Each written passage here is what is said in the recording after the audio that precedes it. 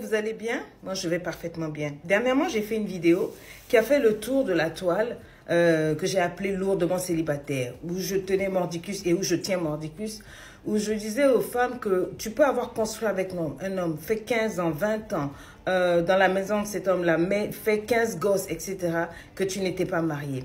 Et j'ai dit dans cette vidéo-là que le mariage est un acte d'amour et d'honneur qu'un homme donne à la femme et à la famille de la femme. Mais j'étais, bon, pas choquée. J'ai trouvé normal que les hommes se défendent du mieux qu'ils peuvent. Je sais, hein, ils voient le mariage comme une corde que l'on veut leur passer au cou. J'ai vu les hommes s'agiter, crier, rouspecter, en tout cas insulter. Il y en a même qui ont eu le toupet de faire des vidéos. Ça m'a fait sourire, mais ce qui m'a fait déchanter, c'était les femmes. Je disais, mais elles devraient applaudir cela, parce que c'est pour elles.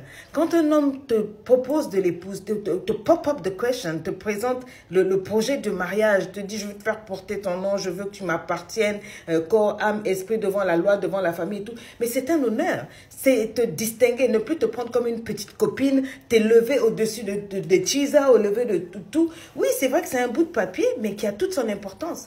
J'ai tellement vu des expériences où des femmes ont fait 20 ans avec des hommes où ils se sont sacrifiés financièrement, émotionnellement, spirituellement. Elles ont tout mis dans le panier et au bout de 20 ans, du jour au lendemain, le monsieur l'a abandonné, il est parti avec une autre et tous ces investissements, même matériels, se sont perdus. Alors que s'il y avait eu papier signé, eh ben, la loi aurait pu intervenir. Vous voyez, la loi aurait pu intervenir. J'ai vu des hommes décédés au bout de 25 ans de concubinage avec des femmes et ces femmes-là se sont investies complètement. En fait, c'était tout leur bien qui était là.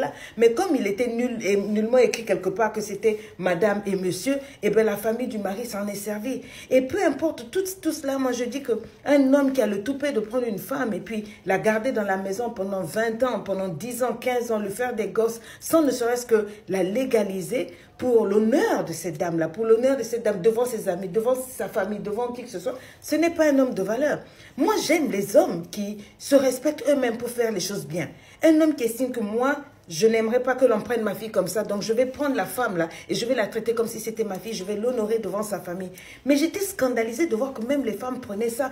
Les femmes qui ont l'habitude de pleurer dans mes inbox, oui, moi je veux me marier et tout et tout. J'étais choquée de voir leurs commentaires parce que c'était en public, en train de dire, mais c'est quoi, le mariage n'est rien, ça change rien. On a vu des gens être mariés comme... On n'a pas dit que ça va changer quelque chose dans la relation, mais ça te donne de l'honneur et ça te donne une double protection devant la famille et ça te donne... la loi te connaît. Et c'est ce qui est plus important parce qu'il y a des enfants, il y a beaucoup de choses. Et c'est un message moral que vous donnez. Mais j'ai bien vu que vous êtes animé de beaucoup d'esprit. Et je ne sais pas où est-ce qu'on va, mais ferme. Vous devez faire attention. Si vous avez vu les hommes réagir comme ça, c'est parce qu'ils savent que c'est dangereux. Il faut exiger le mariage.